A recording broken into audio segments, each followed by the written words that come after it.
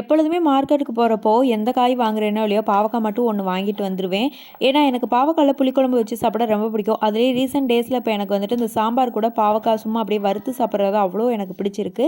அதனால் பாவக்காய் எப்பொழுதுமே வீட்டில் ஸ்டாக் இருந்துக்கிட்டே தான் இருக்கும். எனக்கு இப்போன்னு இல்லை, அப்போ இருந்தே பாவக்காய் வந்துட்டு எனக்கு ரொம்ப பிடிக்க தான் செய்யும். ஒரு சில பேருக்கு பாவக்காய் பிடிக்காது, பட் ஏன்னு எனக்கு தெரியலை. அது அவ்வளோவாலாம் கசக்கவும் கசக்காது.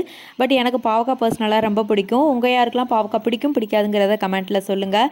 சாப்பாடு இந்த பக்கம் ரெடி ஆகிக்கிட்டு இருக்கும் பொழுது இந்த பக்கம் பாத்திரம் கொஞ்சம் மட்டும் கிடந்தது, அது எல்லாத்தையும் க்ளீன் பண்ணி வச்சுட்டோம் அப்படின்னா கையோட வேலை முடிஞ்சிடும் அப்படின்னு சொல்லி தான் க்ளீன் பண்ணி வச்சுட்டேன். காலையிலேயே இன்றைக்கி சாம்பார் வச்சதுனால லஞ்ச் வேலையும் வேகமாகவே முடிஞ்சு சாப்பிட்றப்ப மட்டும் முட்டை போட்டு சாப்பிட்டுட்டு ஆஃப்டர்நூன் கொஞ்சம் ரெஸ்ட் எடுத்துட்டு வாஷிங் மிஷினில் துணி போட்டு விட்டுருந்தேன். அதுவும் முடிஞ்ச உடனே அதையும் எடுத்து காய போட்டாச்சு. எனக்கு ஆஃப்டர்நூன்லேருந்து ஈவினிங் எப்பயுமே இப்படி தான் வேலை போய்கிட்டு இருக்கும். அதோட ஆஃப்டர்நூன் தம்பி கொஞ்சம் தூங்கிக்கிட்டு இருப்பானா, நானும் கொஞ்சம் ரெஸ்ட் எடுத்துகிட்டு இருப்பேன். அதுக்கப்புறமா ஈவினிங் போல் பால் வந்துடும். பாலையும் வாங்கி வச்சுட்டு காஃபி போட்டு குடிச்சிட்டு அப்படியே எங்கிட்டாவது வெளியில் ஊர் சுற்றுறதுக்காக போயிடுவோம்.